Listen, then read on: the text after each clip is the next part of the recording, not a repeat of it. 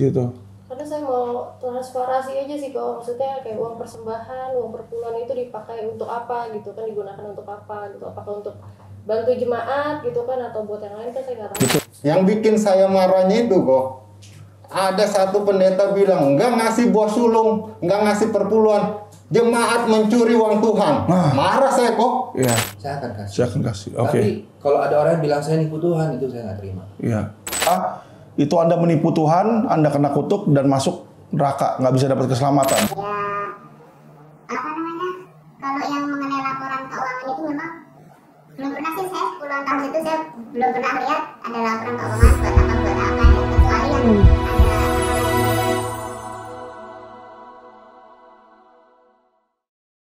Halo, selamat pagi teman-teman. Kembali bersama saya Alvin Lim di acara Quotient TV. Teman-teman, ingat beberapa waktu yang lalu saya sudah pernah menjanjikan bahwa akan menghadirkan perwakilan dari jemaat dan juga pengerja ya di CK7, GBI CK7 teman-teman ya.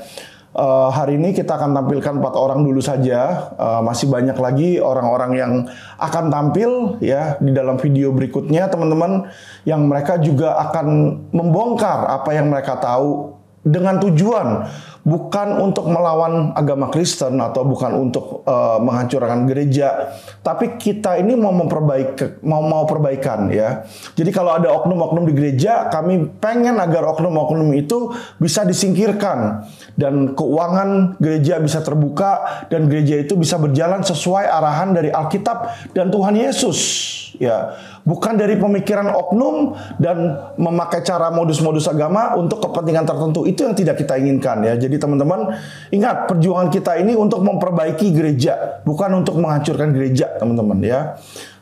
Mari kita perkenalkan dulu satu persatu narasumber kita.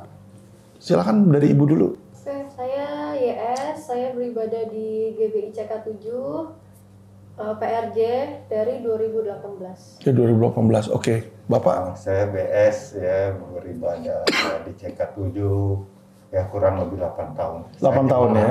Jemaat. Jemaat di mana Pak? Cabang mana? Cabangnya cabang Alam Sutra. Alam Sutra, oke. Saya Charlie Chandra, saya ini jemaat dari Gereja Katolik Santo Lukas Sunter. Baik. Hari ini saya ingin memberikan dari segi pandangan umat Katolik. Baik, siap. Ibu? Saya mantan pemerja dari Intercon yang puluhan tahun di situ. Oke, baik. Teman-teman, tadi kita sudah dengar dan sudah mengetahui ya bahwa masing-masing itu adalah jemaat dan mantan pekerja di CK7. Jadi mereka ini adalah orang-orang yang selalu datang, yang rajin datang ke sana dan yang mengetahui seluk-beluk tentang gereja tersebut. Jadi biar supaya teman-teman mendapat pandangan nih bukan hanya dari kata Alvin Lim. Karena Alvin Lim ini sebelumnya hanyalah sebagai messenger. Saya mendengar dari orang lain dan saya sampaikan kembali ya. Oke, kita mulai dari Ibu YS. Mungkin apa yang Ibu YS lihat di sana yang kurang berkenan sebenarnya, kenapa Ibu YS bisa sampai mau pindah ke gereja lain di situ? Saya sejauh ini kan cuma hanya jadi jemaat kan. Iya. Jadi ya saya gereja seperti biasa, datang persembahan. Saya nggak ngelihat secara pribadi sih, saya nggak ngelihat itu sih kok. Maksudnya ada penyelewengan saya nggak ngelihat gitu, karena kan saya cuma jemaat kan, gitu. Baik. Nah, selama Ibu jadi jemaat di sana, pernah nggak mereka membuka laporan keuangan? Laporan keuangan itu adalah catatan-catatan keuangan yang misalnya ada profit and loss, ada aset mereka apa-apa aja ditaruh di mana, uang masuk dari mana aja, pengeluaran kemana aja secara lengkap detail itu pernah nggak dikasih? Nggak pernah sih. Nggak pernah ya? Juga selama bergereja di situ. Nggak pernah lihat selama bergereja di situ ya, oke.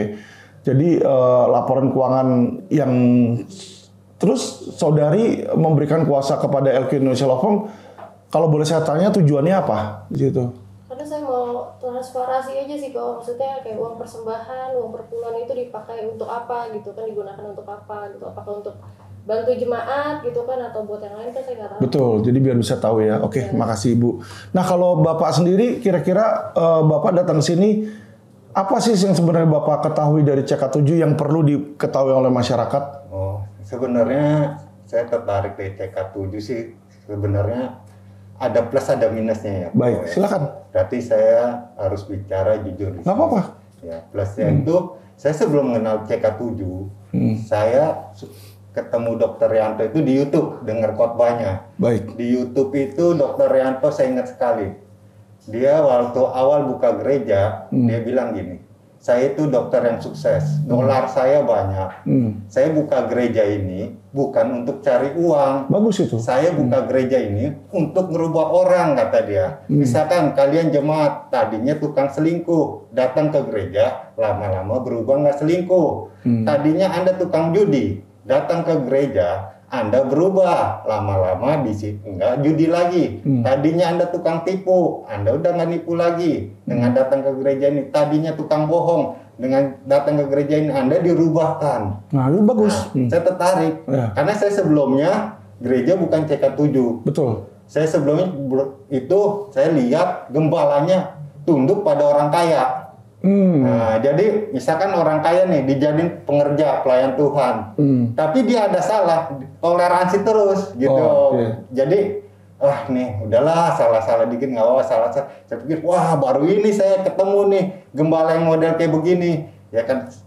Saya kan tujuan ke gereja kan untuk merubah diri saya kok, bukan cari uang. Jadi saya cari gembala yang model gitu. Walaupun orang bilang Dokter Rianto tuh galak katanya, saya nggak takut. Nggak takut dalam arti bukan saya nggak takut apa. Saya butuh sosok yang seperti itu, yang ngajarin kebenaran, ngajarin karakter, ngajarin perbuatan, ya kan? Betul. Karena kita ke gereja itu tujuannya apa sih? Bukan cari uang kan kok? Cari Tuhan. Cari Tuhan kan, Betul, merubah karakter keselamatan. kita kan. Betul. Misalkan saya tadinya nggak benar ke gereja itu, diajarin sama Dokter Rianto jadi benar, ya kan? Kalau saya jadi kaya, pengen kaya mah, ya saya belajar sama yang Alvin bilang aja 9 kepala naga. Betul. Anak buahnya udah kaya ya kan? Iya. Saya jadiin aja anak buahnya, muridnya ya. Ngapain saya belajar cari uang di gereja ya? Iya. Justru saya di gereja itu cari kedamaian. Karakter saya berubah, kelakuan saya berubah. Nah, lalu apa yang terjadi berikutnya? Nah, saya masuk. Benar apa yang dikatakan Dokter Rianto itu, yang khotbahnya itu apa? Mereka nggak nyinggung uang lah, nggak nyinggung berkat, nggak klaim berkat, nggak klaim kesembuhan. Mereka hanya mengajarkan karakter kita. Ada satu yang saya pegang khotbahnya itu boleh sebut? Iya, silakan. Pendetanya? Ya, saya ingat sekali itu pendetanya Dr. Anthony Chang. Iya. Nah, ya namanya cowok ya kok, cowok ya kita kalau melihat yang begini-gini ya mata kita suka ini ya kan, kita masih ada hawa nafsu walaupun saya udah nikah, tapi saya pegang itu, saya jangan sampai selingkuh ya kan. Saya Dokter Anthony Chang bilang, keluarga Anda kalau udah Anda punya anak, janganlah selingkuh-selingkuh, janganlah ya kan bermain api di situ. Karena apa? Nanti anak kamu bisa depresi, kata dia. Lihat kelakuan orang tuanya kayak begitu, ya kan? Nah, sedangkan Dokter Anthony Chang itu mantan orang gangguan jiwa. Jadi saya percaya. Iya. Waduh, tadinya saya mau ngelirik-lirik, udah nggak berani kok. Karena saya punya anak satu cewek, ya kan? Saya pegang itu. Sampai sekarang pun saya enggak. Ya kan? Jadi dari situ, wah, singkat cerita, rohani, karakter saya bertumbuh dengan ajaran seperti itu. Tadinya saya mau melakukan hal-hal yang negatif, ya ada yang ingetin lah dalam hati walaupun suaranya kecil, jangan lu, itu kemarin pendeta yang ngomong gitu lu, jangan. Jadi kita ada warning kok, ada rasa takut. Walaupun kadang juga kita sering bablas rasa takut itu, udahlah dosa itu enak ya kan. Nah dengan berjalan itu saya bertumbuh, saya ajak rekan-rekan teman-teman atau ya saudara-saudara saya ajak, nih gereja top lu, saya bilang. Saya baru ini lu ketemu gembala. Biasanya kalau gembala itu kalau full timer ya, yang saya tahu mereka bangkrut dulu kok di dunia sekuler. San Alvin jualan bisnisnya bangkrut, udah nggak ada jalan kalau saing di sekuler. Udahlah beli ruko satu, buka gereja, lama-lama bisa kaya lagi. Nah ini orang buka gereja bukan kondisi bangkrut atau lagi sakit kok. Dokter Rianto itu, saya ingat banget, kondisi lagi di puncak karir. Ya kan? Dokter Rianto sendiri loh ngomong, bukan saya masih ada CD-CD-nya. Itu kan kesaksian dia. Iya. Jadi Dokter Rianto itu buka gereja itu bukan ngumpulin uang. Dia merubah orang. Nah ya kan, merubah orang. Nah dari situ ya saya jadi rohani saya bertumbuh, karakter saya bertumbuh. Bahkan keluarga saya hancur pun saya masih bertahan kok. Keluarga saya udah hancur, udah divorce. Bukan ya saya ada salahnya juga, tapi ini ada oknum-oknum di situ yang bermain sehingga keluarga saya nggak ngomongin keluarga di sini karena ini temanya CK7, tapi saya masih bertahan sampai mantan gembala sidang saya yang dulu kan saya diberkati dia sekarang wakil gembala sidang kok, megang wilayah Banten. Saya kasih masalah saya, wah lu mah udah kayak begini, rumah tangga udah hancur, baru cari gua lu. Ini mah udah tinggal sidang katanya, udah tinggal ketok palu. Lu doa dari pagi sampai sore pun nggak bakalan keluarga lu bersatu lagi, kata dia gitu. Nggak bakalan keluarga lu bersatu lagi. Ini mah lu tinggal panggil pengacara aja lu lawan, kata dia begitu. Gembala sidang kok, sebanten. Dia ngajarin orang punya iman, dia sendiri bilang ini lu doa sama Tuhan Yesus dari pagi sore sampai malam nggak bakalan Tuhan jawab, ini mah udah tinggal di ujung tanduk, kata dia begitu. Udah mati gua, wah bener-bener lu kalau di atas panggung lu jago lu ngomong lu, giran begini enggak. Tapi saya buktikan kalau wakil gembala sidang itu nonton, saya detik ini keluarga saya bersatu kok. Udah 8 tahun. Oke. Nah. Terus yang saudara lihat itu kan tadi dari sisi baiknya kan. Ya. Terus dari sisi kekurangannya di mana? Nah, kekurangannya ini kok setelah pasca Covid. Pasca Covid itu kan udah mulai gereja onsite ya. Iya. Atau Covid kan masih online. Iya. Nah, onsite itu saya datang lagi. Saya merasa di situ kurang nyaman. Kenapa? Karena yang khotbahnya itu pertama yang dulu-dulu itu yang ngajarin karakter, mereka udah nggak khotbah lagi kok. Oke. Jadi yang sekarang khotbah ini ya yang dikendalikan Dr. Yanto atau biasa pendeta-pendetanya Dr. Yanto lah. Iya. Ya kan mereka itu. Khotbahnya apa mereka? Mereka khotbahnya itu perpuluhan dan buah sulung kok. Oke. Nah sekali 2 kali mereka khotbah itu saya masih oke lah ya. Memang dari dulu juga ada di Alkitab juga ada. Betul. Ya. Tinggal tergantung orangnya maknainnya apa ya kok ya. Oke. Jadi dari situ yang bikin saya marahnya itu kok ada satu pendeta bilang nggak ngasih buah sulung, nggak ngasih perpuluhan, jemaat mencuri uang Tuhan. Marah saya kok. Iya. Habis khotbah itu saya samperin koordinatornya. Iya. Saya bilang, lu ngundang pendeta yang bener dong lu. Gue nggak curi uang Tuhan, gue bilang. Gimana gue curi uang Tuhannya, gue bilang. Betul. Ya kan?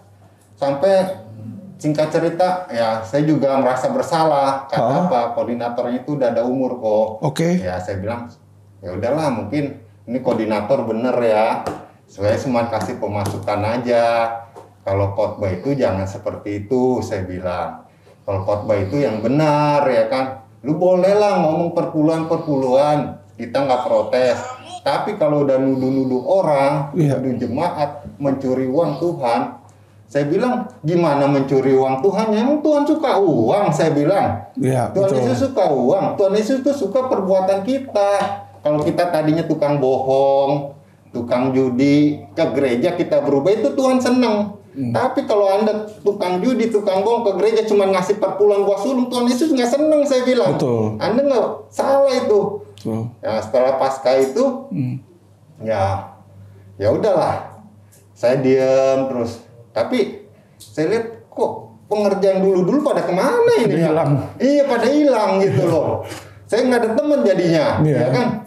Dulu saya hampir kenal semua pengerja di situ ya kan. Iya. Jadi pada hilang ya kan. Pada hilang itu saya ketemulah mantan pengerja di situ. Saya tanya, kan Dr. Yanto tuh keras. Iya. Dia pernah pecat orang yang pengusaha yang nggak sesuai karakternya, dia pecat. Jadi itu yang saya suka dari sosok Dr. Yanto. Saya takutnya ini teman-teman saya mungkin karakternya nggak bagus ini ya, dipecat Dr. Yanto ya.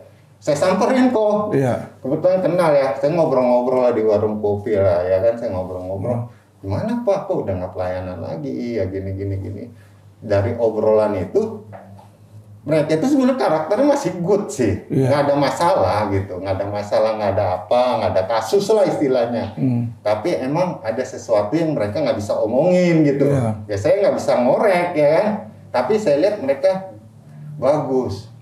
Nah saya utarakan, saya juga mau keluar, saya bilang ke gereja itu, saya bilang, tapi saya mau kasih tahu gitu, kalau Dokter Yanto pengajarannya seperti dulu, saya akan bertahan di sini. Saya pengen ngomong sama Dokter Yanto, bukan saya maksudnya mau ngekritik, mau apalah, ini saran. Atau saya nagih janji Dokter Yanto yang pertama mendirikan gereja itu, merubah orang, bukan ngumpulin uang. Saya mau ingetin aja. Teman saya ini, lu gak bakalan didengar, lu itu siapa katanya, lu tuh jemaat, apalagi lu bukan pengusaha katanya, lu mana bisa nyampein begitu deket Dokter Yanto. Saya diketawain, saya bilang, saya diketawain, ya kan, saya bilang saya tujuannya baik Pak, tujuannya saya nggak ada hubungannya ngorek-ngorek keuangan, nggak ada semua. Saya bilang kembali lagi dong Dok, seperti yang dulu, karena dulu itu saya merasakan hadirat Tuhan beribadah di situ. Saya berubah, yang tadinya gereja yang lama saya udah memvonis saya, keluarga lu nggak bakalan utuh kata dia. Ini mah udah divorce lah, udah lu nggak perlu berdoa lah katanya, lu mau doa dari pagi sampai malam Tuhan nggak bakalan jawab katanya. Tapi dengan beribadah dengan Dokter Yanto dan saya dibimbing satu yang bisa curhat sama saya itu satu. Ya saya juga terima kasih gitu sama beliau itu, satu bapak itu. Dia nasihatin saya gitu. Akhirnya saya ngalah. Ya udahlah, gue minta maaf lah ya kan gini-gini. Akhirnya anak istri saya kembali lagi di situ bersatu. Jadi udah jelas kita nggak perlu terlalu panjang lebar karena waktunya terbatas Pak di sini ya. Jadi kita sudah nangkep ada kebaikan dan keburukan dari gereja tersebut. Kebaikannya adalah Bapak melihat di awal-awal itu, di awal-awal berdirinya gereja bagus gitu, semangatnya ada, ayat-ayatnya juga yang diberitakan juga sesuai di situ kan, maksudnya bener lah ya. Dan sekarang setelah berjalannya waktu setelah COVID ya Bapak bilang ya, mulai dia khotbahnya tuh selalu tentang duit di situ kan. Dan pendeta yang dulu sebelum COVID khotbah udah jarang atau hampir dibilang nggak pernah. Ya, pendeta yang dulunya ada sekarang juga nggak ada, pengerjaannya juga berbeda. Jadi istilahnya ini gereja sudah berubah, yang menurut Bapak pandangannya positif, sekarang lebih ke negatif. Beralih sekarang ke Pak Charlie ya. Pak Charlie, kalau menurut Bapak, yang Bapak lihat, Bapak kan memang jemaat dari Katolik ya, tapi juga karena Bapak pernah ikut kebaktian mau sekali dua kali dan memberikan persembahan, jadi tetap aja Bapak ini adalah bagian karena pedulilah dengan umat Kristen, walaupun itu Kristen Protestan maupun Kristen Katolik ya. Bapak bilang pernah mendengar dia punya khotbah, dan apa yang Bapak bisa sampaikan Pak? Ya, Kak Alvin, saya tadi pagi Kak Alvin kirim saya nih salah satu khotbah. Saya nggak kenal pendeta itu siapa, tapi dia bilang kalau kamu nggak kasih persepuluhan, sama dengan kamu menipu Tuhan. Dan saya di gereja Katolik nggak pernah dengar seperti itu. Saya di gereja Katolik nggak pernah dibahas mengenai berapa yang harus kita kasih. Semua sukarela, terserah, semampunya aja. Jadi menurut saya itu agak aneh sih kalau seperti itu ya. Tapi saya setuju dengan konsep persepuluhan ini. Tapi menurut saya nggak tahu apakah ini benar atau enggak. Tidak harus kasih ke gereja, bisa juga kasih ke orang miskin, kasih ke charity kan. Betul. Selama ini memang saya jarang kasih persepuluhan.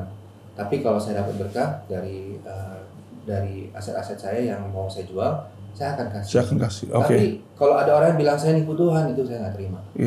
Coba kita dengarkan biar supaya tidak jadi fitnah ya teman-teman ya. Jadi ini adalah salah satu sermon ibadah raya ini Yanto Simko Putra Desember 2017 nih, 24 Desember ya. Ada recordingnya, kita dengarkan. Ini adalah Dr. Yanto Simko Putra sendiri yang pendiri Gereja GBI CK7. Jadi biar supaya kita dengar dengan jelas apa yang dia ngomong apa sih dia sebenarnya gitu kan. Ya. Senang atau tidak? Nah, saudara lihat Malaki 3 ayat di sini. Bolehkah manusia menipu Tuhan? Namun kamu menipu aku.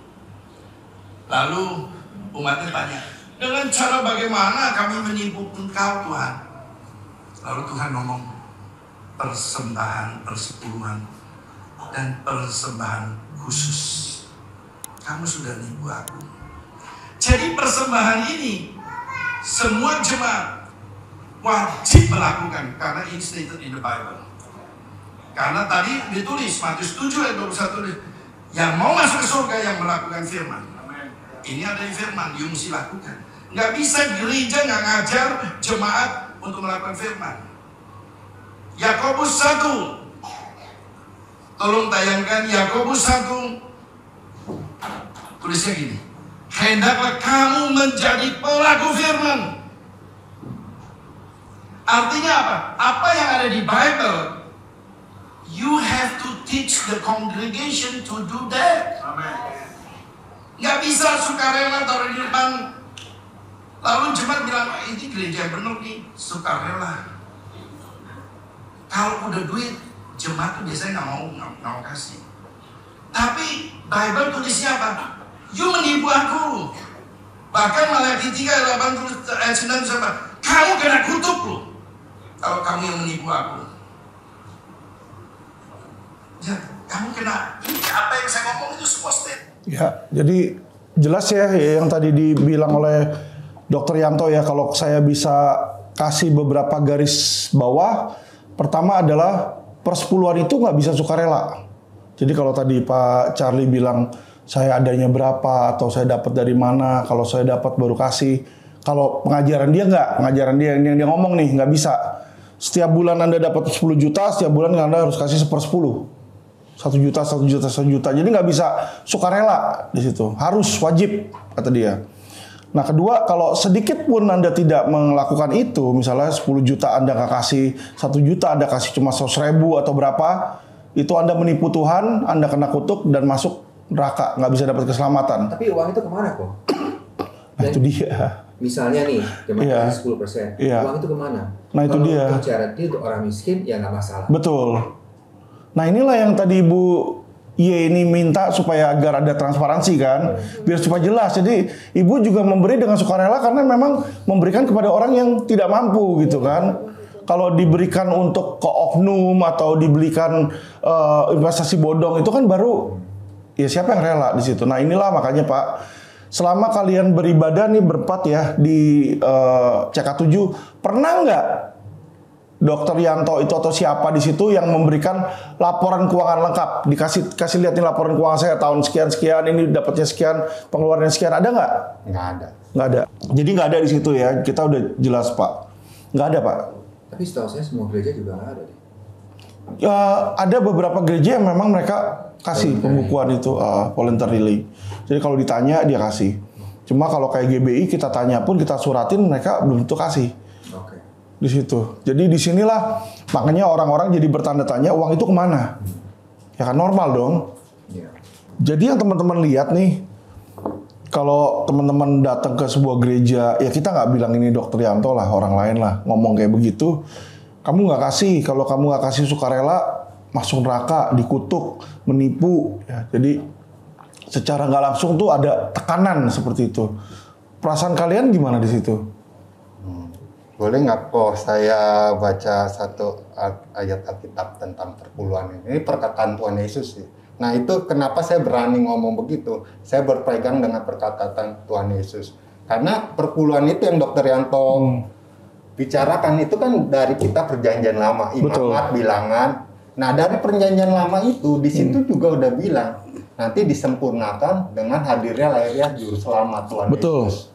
Nah jadi saya sepaham sama gereja, perpuluhan itu emang ada Alkitab.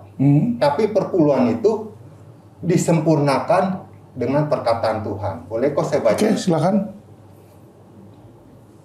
Jadi di Matius 23 ayat 23. Ini perkataan Tuhan Yesus nih, Matius 23 ayat 23. Celakalah kamu, hai ahli-ahli Taurat. Ahli-ahli Taurat itu kalau sekarang pendeta kok. Iya. Ya. Dan orang-orang Farisi. Hai kamu orang-orang munafik, sebab persepuluhan dari selasi, adas, manis, dan jintan kamu bayar. Jadi zaman dulu itu perpulangnya bukan berupa uang kok. Iya. Jadi hasil bumi. Hasil bumi, Ya iya. kan, nggak tahu, mungkin zaman perjanjian lama belum ada uang mungkin ya. Iya, iya. Mungkin perjanjian baru zamannya Tuhan Yesus sudah ada. Tapi itu pun Tuhan Yesus nggak bilang, oh ganti uang aja. Iya, nggak apa-apa, lanjut Pak. Nah, jintan dan Oh, adas manis dan jintan kamu bayar. iya. Tetapi yang terpenting dalam hukum Taurat kamu abaikan. Ya kan? Yaitu keadilan dan belas kasihan dan kesetiaan. Yang satu harus dilakukan dan yang lain jangan diabaikan. Jadi gini loh, kalau saya belajar firman ini, Tuhan Yesus setuju, you ngasih perpuluhan nggak apa-apa, tapi itu nggak penting. Yang penting itu pertama, you udah lakukan hukum Taurat belum? Ngasih sesama manusia, ya kan? Kamu ada belas kasihan belum? Kalau orang tua kamu sakit, aduh, kamu udah bawa mereka ke dokter belum? Jangan kamu seperti orang Farisi. Oh, saya ke gereja dulu. Nah, itu Tuhan marah, ya kan? Betul. Nah, itu Tuhan bilang, perpuluhan itu nggak penting. Yang penting keadilan dan belas kasih. Kamu yang ngasih perpuluhan, kamu udah adil belum terhadap suami atau istri kamu, terhadap anak-anak kamu? Jangan perpuluhan itu jadi patokan, wah gue udah ngasih perpuluhan, berarti gue masuk surga. Itu salah. Ini Tuhan Yesus sendiri loh kok yang ngomong loh. Oke. Dan Tuhan Yesus pun nggak membatalkan perpuluhan. Gitu. Oke, sudah cukup jelas di situ. Nah, kalau dari Pak Charlie tadi gimana? Tadi belum selesai. Kalau saya sih, kalau misalnya saya Kalau melihat khotbah tersebut lah, sama pendeta tersebut, iya. tekanan batinnya berat sih. Siapa? Buat saya, kalau misalnya saya menjadi jemaat di sana, dan saya sangat dekat sama pendeta ini, misalnya nih, pasti berat sih. Kalau diminta seperti itu, ya pasti saya akan lakukan. Karena kan, ya pasti saya dengerin semua kata-kata pendeta ini. Nah, mungkin suatu hari kalau jemaat-jemaat di sana bisa menyadari apa yang terjadi di sana, belum tentu juga. Belum tentu sadar. Ini benar kan? Belum tentu juga. Benar. Mungkin aja uangnya benar-benar disumbangkan, kita kan nggak tahu. Tapi saya harap sih kalau bisa, ya memang dari jemaatnya sendiri yang minta ke dipublish data keuangannya. Seharusnya nggak ada masalah itu. Iya toh, kalau memang benar, kalau memang pemakaiannya benar, kenapa mesti takut toh? Seharusnya dibanggakan. Iya, saya setuju itu. Ya. Oke, makasih Pak Charlie. Sekarang kita berlanjut kepada mantan pengerja di CK7. Ibu, gimana Ibu? Kalau yang Ibu lihat dari gereja tersebut, yang Ibu tahu tuh apa? Di mana? Dalam hal gereja tersebut, benar nggak itu khotbah-khotbah ini yang kayak tadi Dr. Yanto ini, apakah ini khotbah-khotbah yang selalu didengungkan memang benar? Atau bagaimana? Ini kan tadi udah ada filmnya juga kan? Iya betul sih, kalau khotbah-khotbah itu memang selalu disampaikan di dalam acara-acara ibadah gitu. Terus kalau misalnya pengerja misalnya nih nggak bayar persepuluhan, nggak bayar persepuluhan, pasti akan ditegur sama leadernya. Ditegur sama leadernya kalau nggak bayar. Akan di WhatsApp lah. Iya. WhatsApp atau nanti disamperin, diomongin. Iya. Ya kalau intinya kalau nggak taat dengan apa yang disampaikan di gereja, ya akan ada sanksinya. Yang setahu saya dia ada sanksinya sih. Oke. Gitu kan. Terus kalau misalnya nggak bayar, biasanya sih ada laporan itu setiap awal bulan itu ditempel. Cuma itu khusus untuk pengerja aja ya. Iya, khusus untuk pekerja ditempel yang nggak bayar. Yang nggak bayar, yang sudah bayar dikasih kode, dikasih itu loh. Kode udah bayar. Bayar, belum yang sudah hijau atau yang belum merah gitu. Nah, tapi pakai kode sih, jadi yang tahu leadernya aja. Iya. Ditempelnya di mana itu, Bu?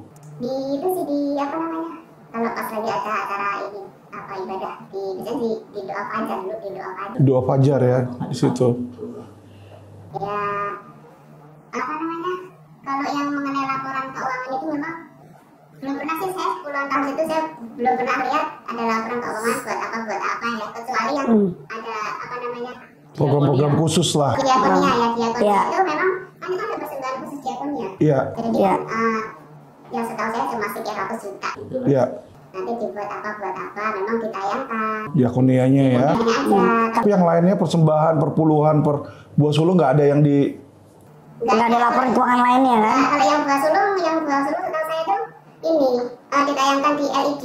LED. Jadi yang ngasih itu namanya dimasukin misalnya Dokter Yanto 200 juta, nah nanti dimasukin paling atas gitu, nanti di bawahnya di muncul semua, nanti tayangin. Terus juga ada yang cerita sama saya juga gini, dia tuh sebagai full timer di situ gitu loh, udah puluhan tahun gitu, secara kerja besar gitu ya Pak. Iya. Waktu itu dia tuh katanya ini anaknya kan masuk sekolah swasta gitu kan. Iya.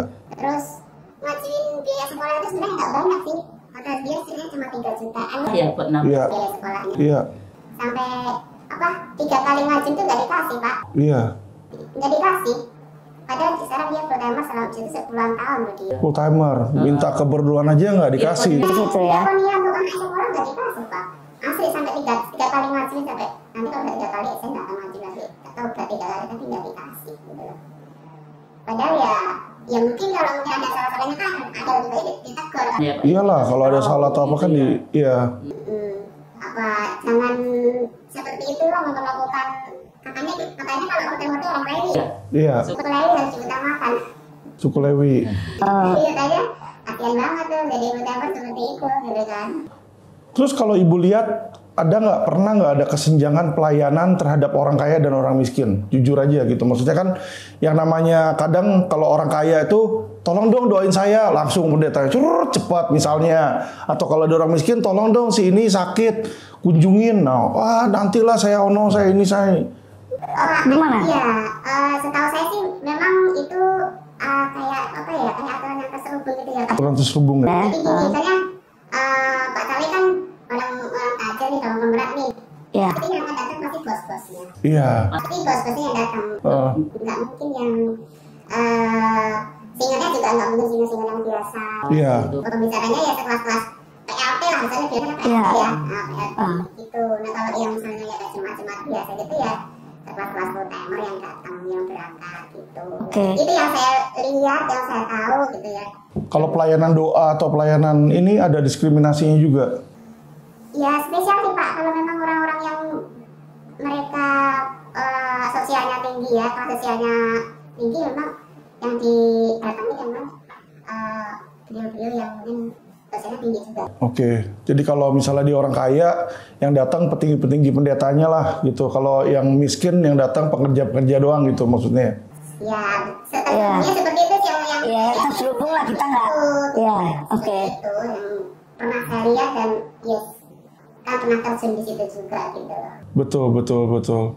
Terus apalagi yang kira-kira ibu mau sampaikan yang ibu? Kalau menurut saya sih ya, saya merasa bahwa kenapa segala sesuatu itu ya diizinkan terjadi ya, mungkin pemaksaan terjadi. Iya. Itu saya yakin akan izin tuh. Iya. Itu selama ini banyak orang kan nggak berani berbicara, mengungkap gitu kan, nggak berani protes ya. Betul. Karena beberapa mungkin takut, mungkin ada tekanan gitu ya. Saya berharap bahwa setelah ini tuh ada perubahan gitu. Iya. Kita harap gitu. Kerja Tuhan itu memang untuk menjangkau jiwa-jiwa, untuk memperbaiki jiwa-jiwa, bukan untuk mencari omset. Betul. Ya. Jadi kalau misalnya cari pembicara gitu kan, terus cari yang nyenengin pendengaran jemaatnya biar omsetnya banyak, kan salah itu. Iya. Karena kan ada saya nggak ngarang ya, karena ada yang istilahnya orang dalamnya situ gitu loh. Misalnya orang penting, orang dekat itu pernah ditegur sama atasannya gitu. Iya. Kamu jangan cari pembicara yang ini ya, saya tahu tuh, saya kenal banget pembicaranya. Iya. Alasannya kenapa kok nggak boleh undang dia lagi? Iya. Omset saya turun. Kan kacau begitu ya. Iya. Omset saya turun kalau kamu cari undang pembicara itu. Saya juga dengarnya kaget juga. Gimana seperti itu gereja ya? Kita harus membenahi jemaat, membenahi jiwa-jiwa itu bukan untuk cari uang gereja tadi. Betul. Bukan untuk membayar pendeta yang lucu-lucu yang cuma nyenengin pendengaran jemaat kan. Seperti itu loh Pak. Terus lakukanlah orang-orang lain itu ya dengan baik gitu kan. Apalagi yang mereka orang-orang dalam yang misalnya berkorban bayar harga lebih dari jemaat, dari pengerjanya gitu. Memang mereka pendetanya kayak Bu, setahu Ibu asetnya banyak tuh gimana? Karena kalau saya di pendeta gereja saya ya kasihan hidup miskin. Oke sih, yang saya tahu sih apartemen banyak. Apartemennya banyak ya. Itu Ibu tahu yang gereja di Intercon itu dia kan ada ruko-ruko tuh banyak 9 atau berapa? Oh, kalau yang di Intercon tuh gerejanya itu 12 ruko. 12 ruko. 12 ruko, terus kantornya 3 ruko. Itu udah milik sendiri atau masih ngutang itu? Milik sendiri. Yang Ibu tahu udah milik sendiri ya. Kaya dong berarti. Punya 12 ruko milik sendiri ya. 15 ya sama itu ya. 15 sama kantor sekretariat. Oh iya kaya lah. Apalagi pendetanya juga kan kemarin saya udah foto rumahnya juga kaya. Itu Punya nama yayasan atau pendeta? Yayasan. Yayasan. atas nama yayasan. Kalau atas nama pribadi kan kena pajak di situ. Ya kayak apartemen juga dibalik nama yayasan. Ya jadi kalau dibilang yayasannya atau gerejanya itu udah kaya lah ya, punya kaya lah dibanding mayoritas orang-orang. Belum tentu semua orang punya rumah sendiri. Nggak tahu Bapak punya rumah sendiri nggak atau masih ngontrak? Ngontrak. Masih ngontrak kan? Lah itu dia, maksudnya jemaatnya itu ngasih perpuluhan, ngasih persembahan, masih ngontrak. Pendetanya udah punya rumah sendiri, gerejanya punya rumah sendiri. Orang mau minta dibayarin sekolah aja kagak mau dikasih. Nah ini yang jadi pertanyaan kita ini, apakah Tuhan itu meminta perpuluhan itu untuk bangun gedung atau untuk ke sesama manusia yang membutuhkan? Itulah yang menjadi pembahasan. Saya nggak permasalahkan tentang perpuluhannya. Kita punya duit 1 juta mau kasih semuanya 1 juta ke gereja juga no problem, itu duit kita gitu. Tapi kalau duit itu disalahgunakan, di situ kita jadi nyesek sendiri. Padahal kita lihat, mohon maaf ya, mungkin orang tua kita makan juga masih sederhana, nasi sama kecap. Uang 1 juta kita bisa kasih dia beli daging gitu kan. Nah ini kan yang menjadi pembicaraan di sini gitu loh, yang saya lihat seperti itu. Nah kalau yang Ibu lihat itu mungkin di dalam gereja ini kan, gerejanya kita udah tahu kaya, pendetanya kita udah tahu kaya. Kalau mayoritas jemaat-jemaatnya itu kaya-kaya atau memang dia sederhana kebanyakannya? Sederhana sih Pak. Sederhana ya. Sederhana, naik angkot, Naik angkot. ojek gitu. Jarang-jarang sih yang apa? Dan tajir. Pernah nggak terbesit sama Ibu untuk menanyakan, Ibu kan pengerja nih, tanyakan dong ke pendetanya, Pak Pendeta mohon maaf, Bapak Pendeta rumahnya bagus, naik mobilnya Mercy, BMW di situ. Ini jemaat-jemaat masih menaik angkot gitu. Boleh nggak kita gereja kasih membantu mereka? Gitu? Saya sih belum pernah nanya gitu ya. Cuma kalau apa namanya, kita jemaat itu harus lewati itu sih Pak ya. Kalau tanya itu misalnya jemaat ya siapa wakilnya gitu. Iya. Nggak bisa langsung ke Oke. gitu. Jadi lewat leadernya, misalnya ada pertanyaan, ada tuan-tuan tuh lewat leader gitu. Baik. Kalau secara keuangan, Bu, yang Ibu lihat yang memegang kendali di sana itu siapa sih di CK7? Apakah si Dokter Yantonya atau siapanya di situ? Atau ada orang khusus pengurus? Ada sih, ada orang. Setahu saya sih ada orang-orang khususnya ya Pak ya. Ada orang keuangan khususnya. Kalau misalnya Pak ada yang namanya OTP gitu. OTP. OTP itu yang kayak kantor yang membawahi mengontrol semua cabang. Mengontrol cabang. Oke. Jadi ada Siapa itu kepalanya di situ? OTP itu. Terakhir yang saya tahu. Iya, nggak apa-apa yang. Saya juga tahu dia juga dapat dari. Nggak apa-apa, Ibu kan udah mantan. Nggak apa-apa. Siapa? Terakhir yang saya tahu namanya Ibu Erna Sari. Erna Sari ya. Nggak tahu kan udah ganti lagi nggak tahu. Nah, orang OTP ini, si Bu Erna ini yang memimpin uang atau memang harus persetujuan Dokter Yanto? Kalau yang Ibu tahu? Segala sesuatu yang saya tahu ya Pak ya. Segala Iya. sesuatu di situ tuh Nggak apa-apa yang Ibu tahu aja. Yang saya tahu kalau ada apa-apa pengeluaran itu harus ACC sama gembala Pak. Harus asesi gembala ya, Dokter Yanto ya. Misalnya nilainya tuh berapa gitu ya. Setahu saya sih misalnya kalau di bawah 10 juta mungkin masih Oke. wagemnya Iya. gitu ya. Tapi Iya. kalau udah gede itu setahu saya sih ya ACC-nya beliau. Kalau nggak ada Iya. ACC beliau nggak ada yang berani ngeluarin. Apalagi Kalau beli apartemen atau masukin ke investasi koperasi Indosuria itu pasti persetujuan dari gembala lah ya gitu ya, yang Ibu ketahui. Ada ininya kok, ada apa namanya tuh formnya ya, surat formnya ya. Jadi tanda tangannya itu ya dari keuangan, dari kepalanya ini, dari ininya, nanti terakhir itu baru beliau. oke. Saya pernah lihat sendiri itu ada formnya kok, kalau ada Baik. pengajuan gitu. Baik. Oke teman-teman, tadi kita sudah dengarkan ya beberapa kesaksian dari jemaat maupun mantan jemaat maupun mantan pengerja teman-teman ya. Nanti kita sebenarnya masih banyak narasumber-narasumber yang nggak bisa kita hadirkan semua teman-teman. Tapi apa yang kita bisa dapatkan dari podcast ini pertama adalah bahwa kita tahu ada oknum gereja ya. Kita nggak bilang semua gereja di seluruh Indonesia, nggak.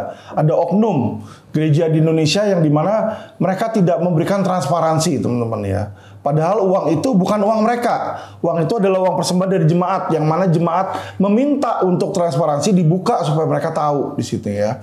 Dan yang kedua yang saya melihat di sini yang menurut saya kurang elok adalah bagaimana cara dia menyampaikan kalau mau meminta persembahan atau perpuluhan atau buah sulung di situ ya. Kenapa? Yang namanya persembahan itu namanya orang meminta uang. Kalau kita lihat dari hukum positif atau hukum negara, itu harus diminta dengan baik-baik, nggak bisa dengan ancaman, kekerasan, ya maupun menakut-nakutin. Karena kalau meminta uang dengan ancaman, kekerasan maupun nakut-nakutin, itu masuknya pasal 385 KUH pidana, ya pemerasan itu masuknya. Ya jadi misalnya saya datang mau minta duit sama Pak Charlie kasih gue duit. Berapa? Gaji lu berapa? 10 juta. Gue minta 1 juta. Lu kasih nggak? Kalau lu nggak kasih, gue kirim lu ke neraka. Nggak ancam kan? Nah itu udah pidana tuh. Nah, jadi kalau ada pendeta yang, mohon maaf, oknum nabi palsu yang bilang ke orang-orang, kasih duit nggak? Kalau kamu nggak kasih duit, kamu nipu Tuhan, kamu akan dikutuk, kamu akan masuk neraka. Itu kan orang ngancam. Jadi orang, aduh gue kasih nggak ya? Kalau gue nggak kasih, gue stres nih. Bisa keluarga gua ini, saya dikutuk, masuk penjara, masuk neraka, udahlah, saya kasih aja. Tapi dia kasih dengan keterpaksaan teman-teman ya. Yang dimana memberi itu seharusnya dengan sukarela. Dan Tuhan Yesus pun mengajari di Alkitab, dia bilang ada orang kaya dan orang miskin yang ngasih. Orang kaya itu ngasih jumlah yang sangat besar. Dan orang miskin itu cuma ngasih 2 tel, dia bilang. Terus Tuhan Yesus bilang, ini yang lebih berharga adalah si nenek-nenek miskin ini. Kenapa? Karena dia memberi di saat dia kekurangan. Di situ. Jadi bukan jumlahnya, bukan 1/10-nya teman-teman. Ya. Kalau ada orang gaji UMR atau bahkan gaji misalnya sebulan cuma 2 juta, 3 juta, itu buat makan aja, buat hidup aja nggak bisa survive dia. Dia mau kasih 100.000, jumlah dia kasih dengan orang kaya yang uangnya miliaran mau ngasih 1 miliar ke gereja, yang 100.000 ini lebih berharga di mata Tuhan. Ya, jadi kalau saya melihat, janganlah ya pendeta-pendeta itu menggunakan modus agama, menggunakan ayat-ayat Alkitab, dipelintir-pelintir sama dia supaya memeras, supaya jemaatnya ini ngasih duit. Jangan seperti itu. Ya, memberi itu harus dengan sukarela. Karena Tuhan Yesus bilang, kalau memberi dengan tidak sukarela, itu pemberian kita tidak ada harganya. Memberi dengan sukarela, kecil atau besar, kita ikhlas, itu bagus di situ ya. Jadi kalau ada pendeta-pendeta palsu di gereja-gereja kalian, saya sarankan penduduk Indonesia, netizen, kita mulai speak up teman-teman ya. Kita harus merubah agar gereja ini menjadi lebih baik. Karena Tuhan Yesus bilang, masa-masa akhir zaman akan ada nabi-nabi palsu. Ya, kita harus berani speak up terhadap nabi-nabi palsu tersebut. Dan kita harus berani konfrontasi terhadap nabi-nabi palsu. Dan bagi teman-teman yang juga menjadi korban nabi-nabi palsu, silakan hubungi LQ Indonesia Law Firm. Kami bisa membantu teman-teman sekalian. Oke, kira-kira ada penutup atau tambahan yang mau disampaikan kepada apakah masyarakat atau kepada pendeta yang kalian kenal atau apa untuk perbaikan gitu, untuk perubahan? Ada dari teman-teman? Silakan. Dari saya sih mungkin ada baiknya gereja secara sukarela membuka sendiri. Membuka sendiri ya. Semua gereja ya. Ya. Biarpun tidak ada tuduhan, tidak ada aneh-aneh, dibuka aja. Laporan keuangannya itu. Iya, saya sih pernah di gereja saya tuh jadi kolektor. Iya. Semua dicatat pendapatannya berapa. Betul. Jadi open. Oke, bagus. Yang lain ada lagi? Ya kalau dari saya sih ya, saya cuma memohon ke Dokter Yanto, Dok, apa yang dokter rintis dulu itu banyak menghasilkan loh, orang pada berubah sikapnya tuh. Betul. Nah kalau dokter mengutamakan sekarang perpuluhan lah masuk surga apa, saya sempat bilang ke koordinator, Pak kalau kayak begini mah kalau cuma perpuluhan doang, Mendingan saya ke gereja ini bawa selingkuhan, saya duduk di situ. Saya udah bayar 10%, saya udah masuk surga. Udah surga dunia, saya enak main cewek, ya kan? Gak perlu, waduh gua dosa nih kalau gua main cewek nih, dosa nih. Nah kan udah bayar perpuluhan, ya kan? Saya ngomong begitu Pak. Saya bilang, kalau dulu Dokter Yanto sistemnya kayak gini, mungkin rumah tangga saya udah hancur. Karena dulu Dokter Yanto ngajarinnya kebenaran, berubah karakter, ya kan? Saya mohon ke Dokter Yanto, saya bukannya mau apa, ini untuk kebaikan jemaat. Betul. Untuk kebaikan jemaat, dokter lah sesuai dengan panggilan waktu Tuhan Yesus ngomong ke dokter. Waktu dokter jadi dokter, kan Tuhan ngomong, ya kan, dokter banyak uangnya, ya kan. Jadi dokter bukan dirikan gereja ini bukan ngumpulin uang, merubah karakter seperti Tuhan ngomong di hati dokter, ya kan. Dan itu saya salah satunya Dok, yang dirubahkan oleh dokter, ya kan. Tapi dengan pengajaran dulu Dok, bukan pengajaran yang sekarang. Kalau sekarang mah saya udah bilang, kalau begini mah mendingan gue menikmati dunia aja, dengan cewek main apa, dengan cara gue main cewek, gue ke gereja duduk manis, ya kan, bayar perpuluhan 10%, masuk surga, keselamatan, beli gitu kita ya. Nggak usah setia, nggak usah apa, ya kan. Jadi kita surga dunia kita udah nikmatin, mati masuk surga lagi. Betul. Jadi itu sangat, saya bilang, bukan orang lah itu. Terima kasih Pak. Nah, dari Ibu ada lagi kira-kira mau ditambahkan pesan buat siapa, atau buat masyarakat, atau buat Pak Pendeta, atau buat siapa yang kira-kira mau disampaikan? Silakan. Kalau saya sih berharap gereja-gereja lebih memperhatikan keadaan jemaat aja sih Kok. Karena nggak semua jemaat kan orang kaya kan, banyak juga orang yang susah gitu kan.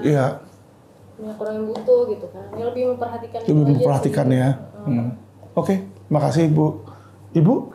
Ya, kalau saya buat, khususnya sih buat gereja-gereja ya, kalau dia kita bahasnya Sunset Avenue, ya Yanto yang kita kasihi, mudah-mudahan bisa segera kembali ke tujuan yang semula. Mendirikan gereja itu adalah untuk menjangkau jiwa-jiwa, untuk menyelamatkan jiwa-jiwa, memenangkan jiwa-jiwa yang tersesat. Jadi mohon untuk bisa mengoreksi gitu loh, bisa menyaring masukan-masukan dari kanan kirinya itu, kira-kira itu membangun enggak, membangun untuk kerajaan surga enggak, atau hanya untuk membangun bisnis di dunia yang sifatnya kan cuma sementara ya Pak ya. Betul. Jadi himbauan kami sih Dokter Yanto bisa kembali ke jalannya Tuhan untuk mengikuti apa yang menjadi keinginan dan kehendak Tuhan. Gerejanya boleh pulih kembali seperti mula-mula gitu. Oke, terima kasih. Oke teman-teman, tadi kita sudah dengar pesan-pesan tersebut, dan pesan terakhir dari saya adalah kepada Ketua PGI ya, Persatuan Gereja Indonesia. Jadi kita melihat bagaimana di akhir-akhir zaman ini sudah mulai timbul nabi-nabi palsu. Dan saya berharap sebagai Ketua PGI, pemimpin tertinggi, bisa meluruskan hal tersebut. Dan bila ada oknum-oknum agar bisa dicopot. Kenapa? Karena Tuhan Yesus sendiri juga mengajarkan, kita tidak bisa melayani dua Tuhan. Antara kita pilih Tuhan Yesus atau Tuhan Mamon, yang mana yang mau kita lakukan di sini ya. Dan kalau dilihat bahwa dari khotbah yang menyatakan bahwa Anda memberikan perpuluhan, jika tidak maka Anda tidak masuk surga, di situ berarti equal dengan memberikan perpuluhan masuk surga. Sama aja kayak kita masuk nonton bioskop, beli tiket di situ ya. Dan ini yang saya sayangkan. Kenapa? Karena di Perjanjian Baru dikatakan bukan karena tenaga dan kemampuan manusia kita bisa selamat, tetapi karena iman kita kepada Tuhan Yesus, itu yang menyelamatkan kita. Ya, jadi kasih sayang Tuhan Yesus, Dia sudah mati di kayu salib untuk kita, itu menyelamatkan kita. Bukan karena usaha kita punya duit banyak, terus kita beli, terus kita selamat di situ ya. Jadi saya melihat di sini udah ayat Alkitab ini digiring untuk kasih ke Anda keperpuluhan, kasih buah sulung. Kenapa? Kalau enggak tadi yang dibilang sama Ibu B ini, ya kan apa? Yaitu enggak memenuhi omset. Ya berarti sama aja gereja ini sama dengan bisnis. Kalau gereja sama dengan bisnis, sama aja dengan mamon. Ya ini yang saya sayangkan. Jadi gereja itu semestinya sama dengan kasih sayang. Ya, salurkan yang Anda punya. Kalau pendeta itu udah kaya, ya kan? Oke, dia bilang dia kaya dari jadi dokter. Oke, tunjukkan kamu anak Tuhan Yesus. Jual semua rumahmu, jual mobilmu, ya kan, naik angkot sama kayak jemaat. Jemaat aja naik ke gereja naik angkot. Ini masih ngontrak. Kamu ngontrak rumah kamu, jual rumah kamu, jual mobil kamu, kasih buat jemaat yang membutuhkan. Berani nggak?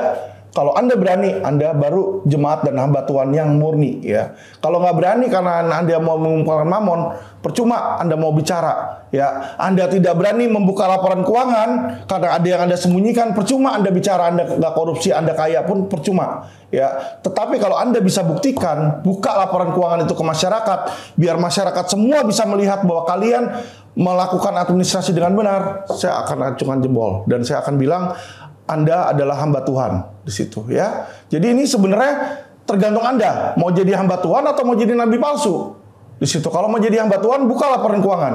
Kalau kalian nggak berani buka laporan keuangan, ya kita sudah tahu lah di situ, ya. Oke, teman-teman, terima kasih teman-teman para netizen yang sudah mendukung kami dalam acara ini. Kami berharap dengan acara ini kita bisa memperkuat gereja-gereja di Indonesia, kita bisa membersihkan gereja-gereja di Indonesia, dan bisa merubah oknum-oknum itu yang tadinya penjahat kalau bisa jadi orang baik. Teman-teman, ya. Oke, terima kasih. Salam cerdas hukum.